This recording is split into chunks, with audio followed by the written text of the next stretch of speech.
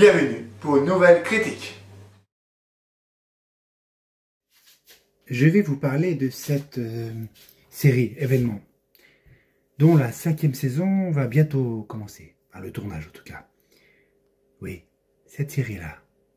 J'ai un peu de mal à prononcer, alors je préfère ne pas dire le titre. Eh bien, qu'est-ce que j'en pense? Enfin, le principe était très simple. La première saison, dans un village paisible aux États-Unis, tout se passe bien, jusqu'au jour où un enfant disparaît. Puis, d'autres événements se passent par-ci par-là. Avec des héros par-ci, des héros par-là. Et c'est toujours dans le même village, mais plusieurs choses étranges se passent. Une femme disparaît. Voilà, il y a des adolescents qui se retrouvent. Tout ça. Elle n'a pas trop envie d'y aller. Une des jeunes filles, alors, elle l'appelle sa meilleure amie, sa meilleure copine. Aller avec elle, sauf que cette meilleure copine sera enlevée. Et au final, tous les héros se retrouvent à la fin de la saison, vers les 2 derniers épisodes, et ça se résout. Et après, il y a un mois après, ou voilà, ce qu'ils sont devenus. Et chaque saison, ça me fait penser un peu comme si c'était un film coupé en 7 ou 8 épisodes. Un film, un long métrage, voilà. Comme des films d'horreur que certaines personnes ont l'habitude de voir. Vous savez, il y a le 1, le 2, le 3, tout ça. Là, c'est comme le même principe. Là, il y a eu 4 films. Je suis en train de regarder le 4e film. Ça peut pas le même principe. C'est-à-dire que petit village paisible, tout se passe bien, tout se déroule bien. Quand tout à coup, des choses se passent en secret.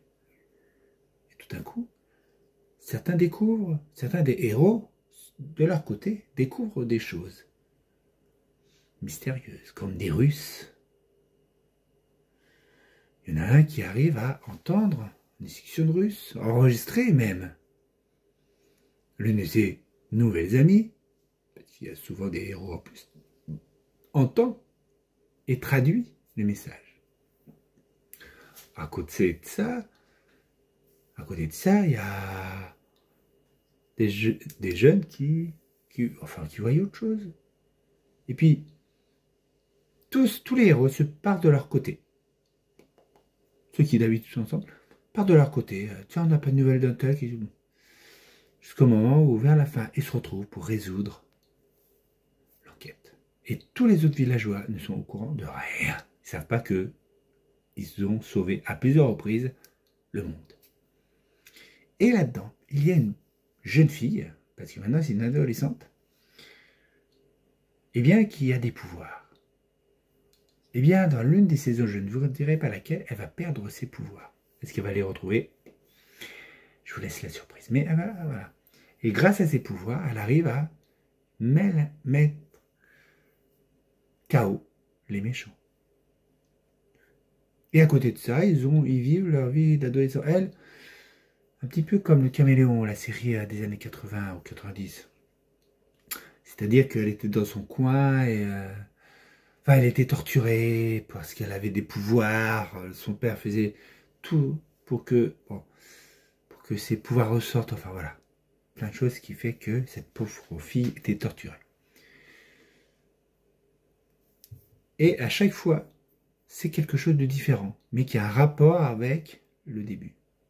Ouais, je ne sais pas si vous comprenez ce que je dis, mais c'est à peu près ça, cette série. Il y a même une exposition autour de cette série, en France. Bizarre. Et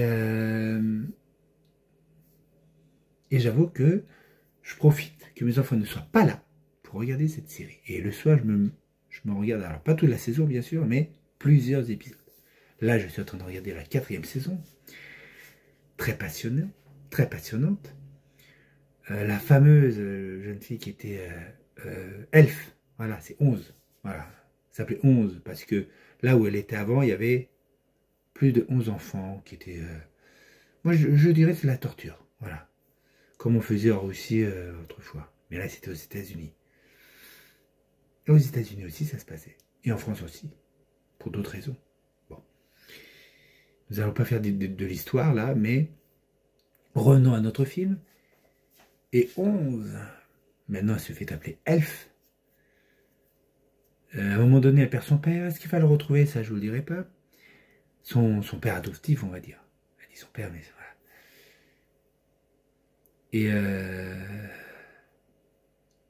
Et voilà. Alors, cette comédienne qui joue Elf, elle a un très très grand talent. J'espère qu'elle fera pas que ça, qu'elle va jouer dans d'autres films, séries, parce qu'elle a du potentiel. Et parce que oui, elle montre son talent. Parce que l'évolution de son personnage depuis la première saison jusqu'à maintenant, parce que chaque personnage a évolué. Il y a eu des couples, ils se sont séparés, enfin, c'est leur vie normale, d'adolescents, d'adultes aussi, parce qu'il y a des adultes là-dedans, qui vivent leur vie dans un petit village et il se passe des trucs bizarres dans ce village. Mauvais karma sans doute. Des extraterrestres qui passent, qui repassent, des monstres, des Russes, un savant fou, plein de choses. À chaque fois, une chose différente. Voilà. Et j'ai hâte de voir la 5e saison. Et là, ça sera la dernière. Mais, d'un côté, hélas, parce qu'on n'en verra pas plus. Et de l'autre, il ne faut pas que ça soit une série qui dure 30 ans non plus. Il faut qu'elle s'arrête. Voilà. Et l'année prochaine, bon, je crois que j'ai entendu parler de 2024. On verra. Dès qu'elle sortira, je pourrai enfin la voir et ça sera fini. Voilà. Eh bien, j'ai passé du temps sur cette critique. Je vous dis à toutes et à tous, rendez-vous pour une prochaine critique qui, j'espère, ne fera pas trop peur. Kenave avec Charles Grobeck. Et à très bientôt pour une prochaine critique. Je viens de le dire. Je me répète, je me répète.